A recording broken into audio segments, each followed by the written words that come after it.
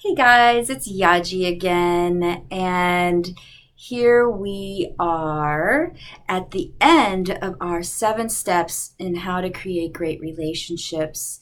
Step number 7, understand before being understood. This is a really vital step and so crucial to effective communication, which leads to great relationships. And as I've said before, because relationships have such an incredible way of affecting our psyche, can by proxy or effectively really create a great life. Actually, there was a study done, I think it was a Harvard study, longitudinal study, 75-year study, probably I posted something on Facebook about it, where they studied these people in Boston and 2 different groups. One group went to Harvard, the other group was just, kind of lower socioeconomic, and they went in there and studied them year after year for 75 years.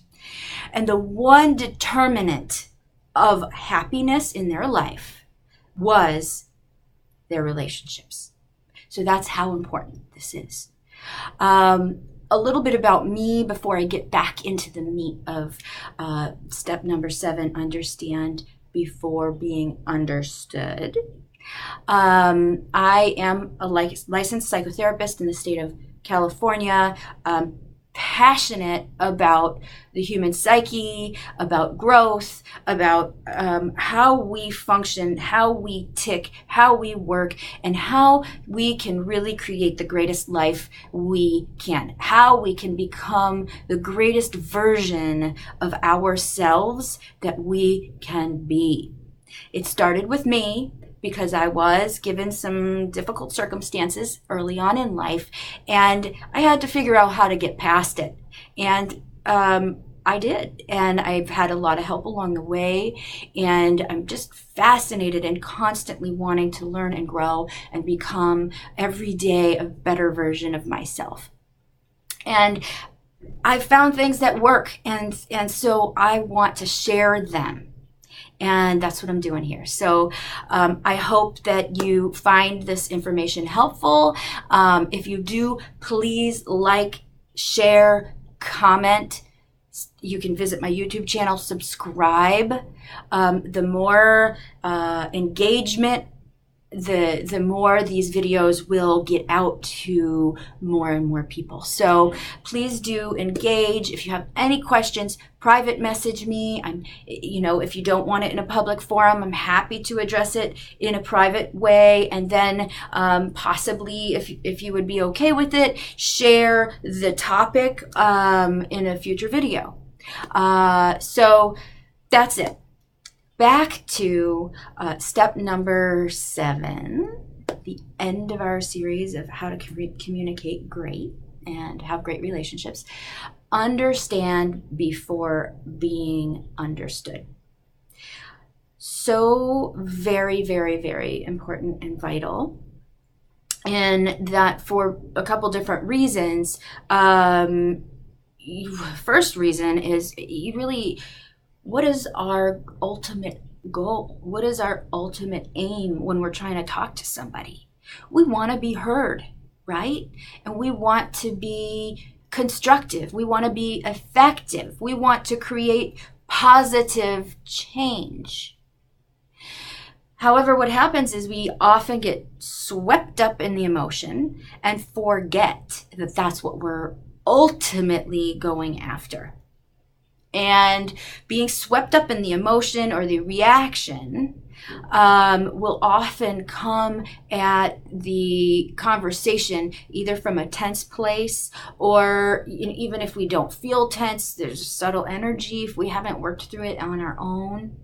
And then, on the other end, really you don't know where the other person is coming from.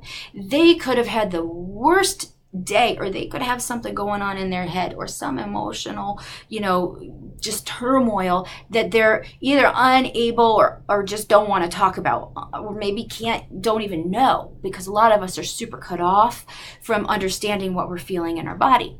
So you don't know where they're coming from. So that's why it's so very important to make sure that you're finding the right time. And then that's step number 6.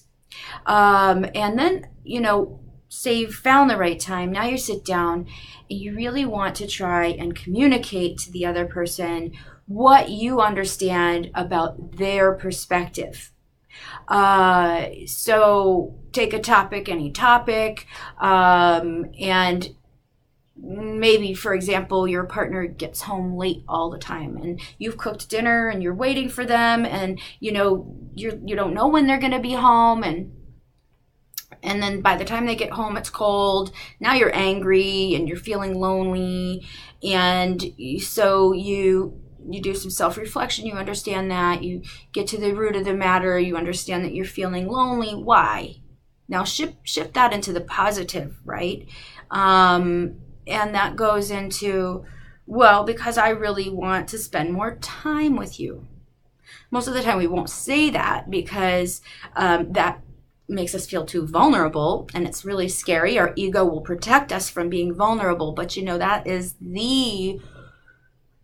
it's so terrible and so damaging to relationships when we are not fully open, when we're not taking a risk to be vulnerable. A lot easier said than done. There are many times I find myself still, I'm like, no. But, it's an important piece to remember, and push yourself just a little bit beyond your comfort zone. That is a rule of thumb. Not so far that you're going to hurt yourself, but just a little beyond your comfort zone.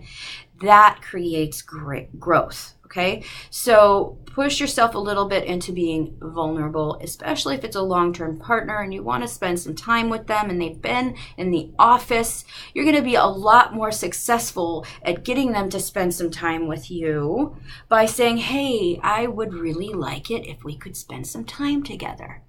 However, now before you say that, this last step, understand before being understood, is you sit down with them, you found the right time, and you say, I understand that they're trying to work hard, they want to make money, they want to support the family. I understand that you really, you work hard for the family and you are contributing, and I really appreciate that. It's always good to express appreciation. We love to feel appreciated. Not but, because but will negate everything that you've said before it. And I would really love to have some quality time with you. How do you feel about that? That's the bookends. So now you've expressed, you understand that they're trying to do something great. Or you might say what you understand about their position, and they say, well, no, that's not really it. I know we're good financially. It's just I've been having all these things go on at work. But, most of the time you're going to be so much more successful in approaching especially difficult conversations when you really try to understand their point of view first. Why? Because most of the time, especially if it's a highly charged topic and you sit down trying to talk about it before expressing to them what you understand about their position, they're only going to have to listen to what you have to say, if even.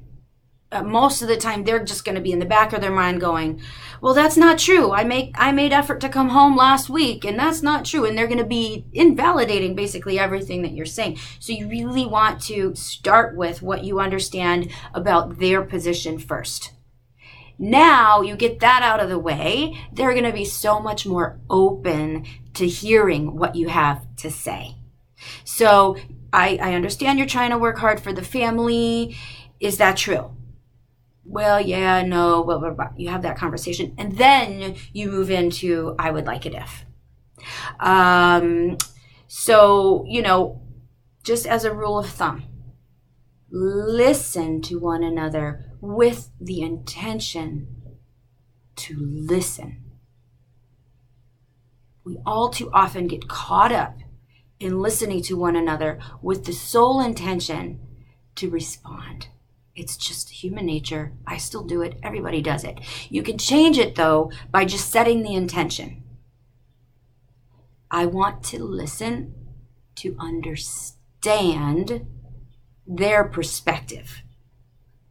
You start to make efforts, and it doesn't matter what they're doing, because if you start to make efforts to make them feel understood, they're going to be a lot more likely to really understand you.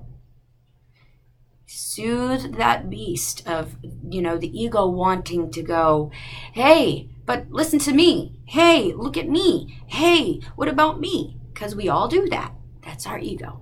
And I'm not saying ego is bad, but ego can really disrupt when you're not aware of it, when you're not consciously wanting to overcome it and do something different. So that's it for now. I noticed that I'm getting a little bit long into this video. I want to kind of keep it short. This is Yaji signing off. Love you guys.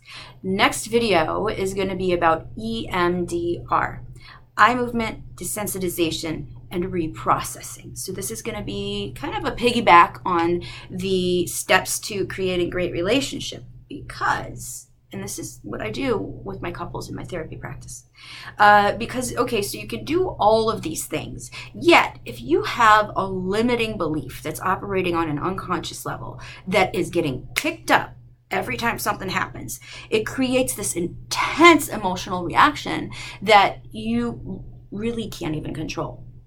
A lot of the times it's like the sensation of, you watch yourself, you're like, oh my God, why am I reacting like this? But yet you still do. You notice all of these intense emotional, physiological reactions. Most likely that's because there's some kind of limiting belief, most of the time unconscious, that's operating. So stay tuned. Next week we'll be talking more about EMDR, what it is, and how it works, and how it can help you in your relationships and in your life in so many different areas. I'm really excited to talk more about that. And again, please like, share, subscribe, and become a part of this journey and sharing this information. Love you guys. Bye.